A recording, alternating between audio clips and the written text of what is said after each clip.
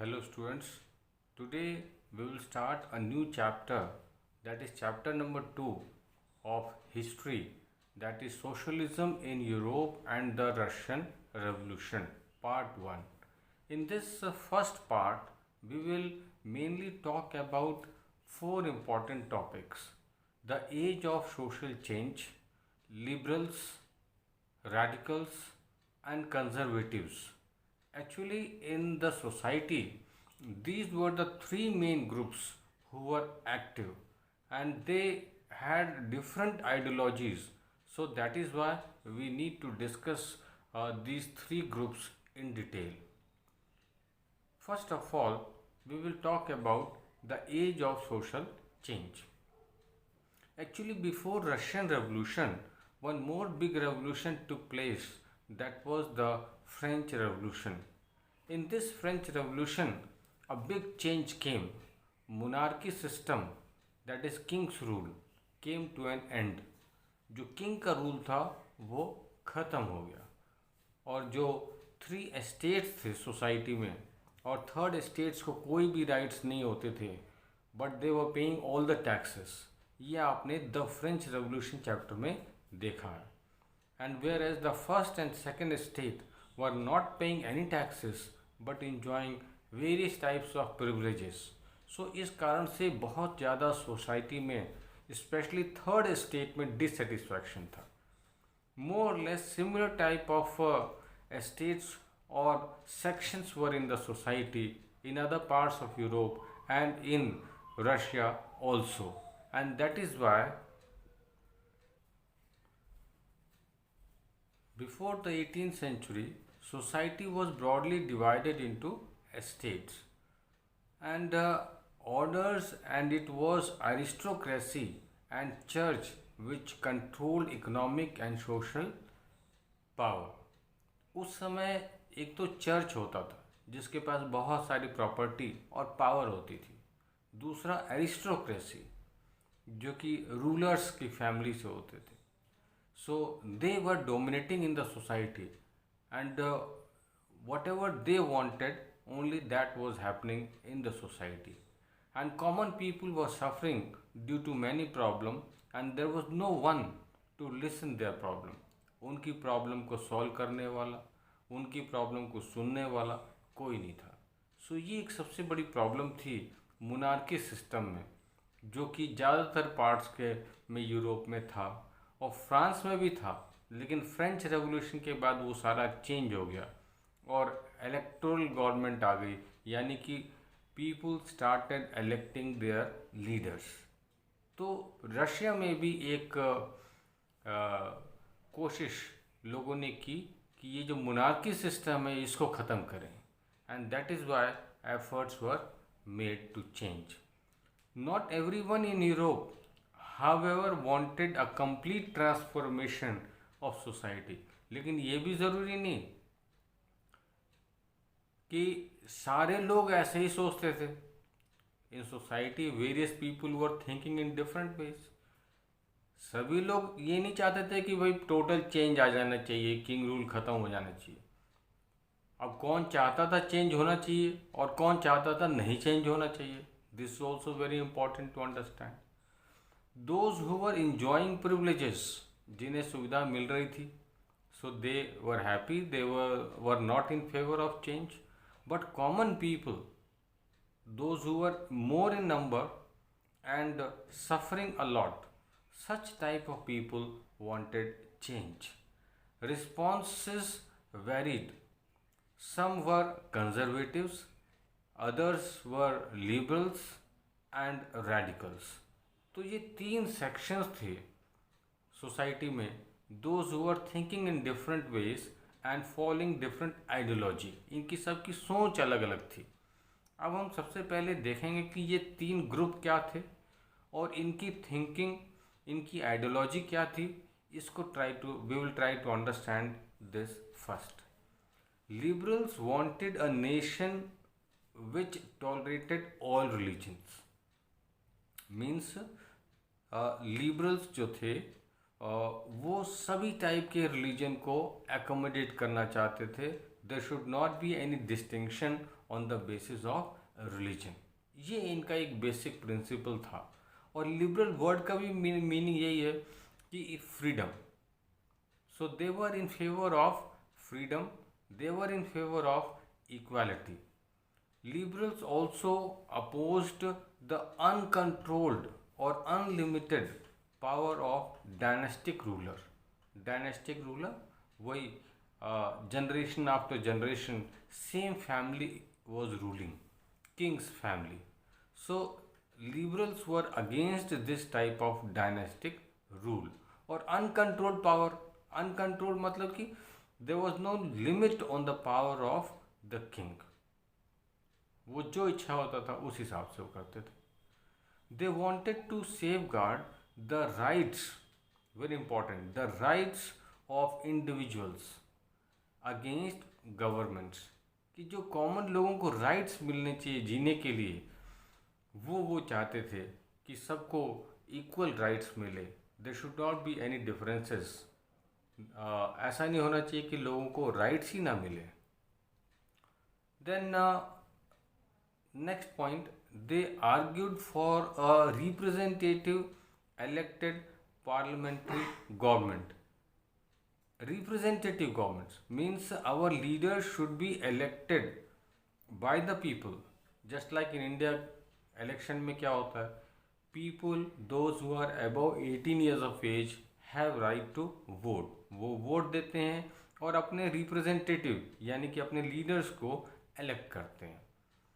So, similarly, trained judiciary that was independent of rulers and officials. एक वो judiciary system भी चाहते थे। आज हम इंडिया से कंपेयर करें, in India we have separate judiciary system, means जो supreme court, high court, subordinate court, ये 3 लेवल के कोर्ट है इंडिया में। ये पूरी तरह से गवर्नमेंट से अलग है, गवर्नमेंट के कंट्रोल में नहीं है, किसी लीडर के कंट्रोल में नहीं है। It is an autonomous body, यानी कि independent separate body, so that they can take decisions independently. उसमें किसी का डिसीजन लेते समय इंटरफेरेंस नहीं होना चाहिए।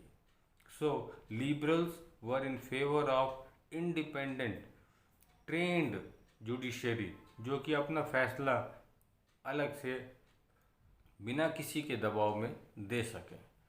However they were not Democrats. यहाँ पे मैंने बार बार इंडिया से कंपेयर किया, इसका ये मतलब नहीं था कि दे वर डेमोक्रेट्स और दे बिलीव्ड इन डेमोक्रेसी। वो डेमोक्रेसी से उनके कुछ प्रिंसिपल्स, फंडामेंटल्स सिमिलर जरूर थे, लेकिन वो पूरी तरह से डेमोक्रेसी में बिलीव नहीं करते थे।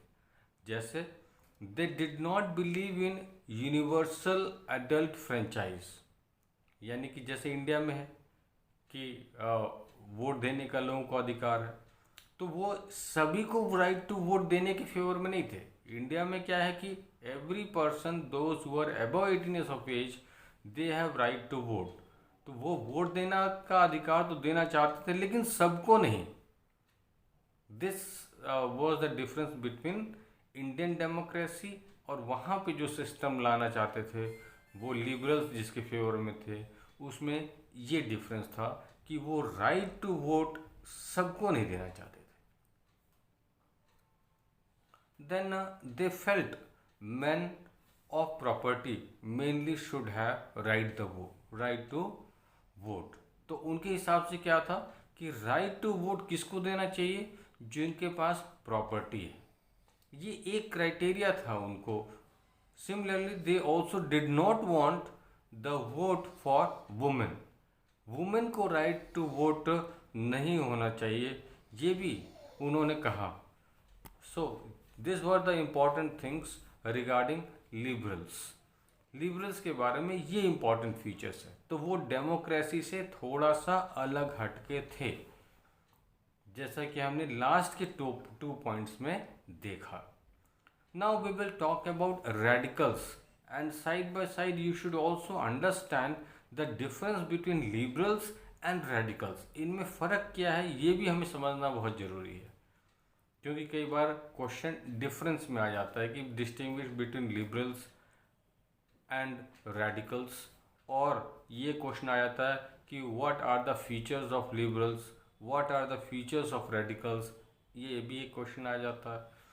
तो उस तरीके से हमें तैयार रहना चाहिए। Then in contrast radicals wanted a nation in which government was based on the majority।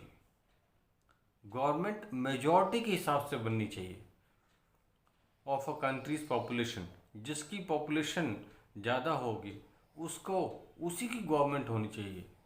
Many people supported women's suffrage movements, unlike liberals they oppose the privileges of great landlords। जैसा हमने पहले फ्रेंच रेवोल्यूशन में भी देखा कि first state second state इनको बहुत सारे प्रिविलेजेस थे। So they were also against such type of privileges कि बर्थ के हिसाब से प्रिविलेजेस हैं। यदि आप किंग की फैमिली में बर्थ हुआ है, चर्च की फैमिली में बर्थ हुआ है, प्रीस्ट वगैरह, तो आपको ऑटोमेटिक बहुत सारे प्रिविलेजेस मिल जाते थे। So they were against such type of privileges, यानी कि सुविधाएं जो मिलती थी, privileges. Then next point, they were not against the existence of private property. Private property के अगेंस्ट में नहीं थे। यदि किसी के पास ज़्यादा प्राइवेट प्रॉपर्टी है तो they were not against that, but disliked concentration of property in the hands of a few people। लेकिन ऐसा भी नहीं होना चाहिए कि कुछ लोगों के पास बहुत सारी प्रॉपर्टी इकट्ठी हो और बहुत सारे लोग गरीब रहें, ऐसा भी नहीं चाहते थे वो। Means more less property should be equally divided. बहुत ज़्यादा सोसाइटी में डिफरेंस नहीं होना चाहिए। So this were few, you can say, features of radicals which were in Russian society. Now we will talk about third major group of Russia, that were conservatives। conservatives थोड़ा सा पुराने ideas के थे। conservatives were opposed to radicals and liberals। ये दोनों से थोड़ा सा अलग हटके थे। अब क्या अलग हटके थे वो समझने की ज़रूरत है। They accepted that some change was necessary. उन्होंने ये तो मान लिया कि हाँ चेंज होना चाहिए, लेकिन but believe that past had to be respected. उन्होंने कहा चेंज होना चाहिए, बट ऐसा नहीं कि हम अपने पास्ट को भूल ही जाएं। Past must be respected and change had to be brought about through a slow process। और जो चेंज आए वो भी स्लोली आए, धीरे धीरे मॉडिफिकेशन हो। पुराने आइडियाज़ में, पुराने आइडियोलॉजी में धीरे धीरे चेंजेस किए जाएं। ये नहीं कि हम पास्ट को बिल्कुल बेकार कह के एक तरफ कर दें। No, so they wanted change but slow change and past must be respected. ये इनका एक बेसिक प्रिंसिपल था, फंडामेंटल थिंकिंग थी। Then next point, so there was division and clashes in the society.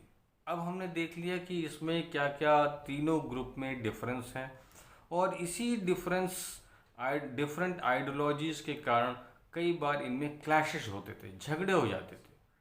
So today we have seen some important features of Russian society, and they learned many things from French Revolution, and that is why they wanted change, and no doubt they were not happy with the monarchy system, and this is all about three important social groups of the society. In next class we will continue with the second part of this chapter. Thank you and have a nice day.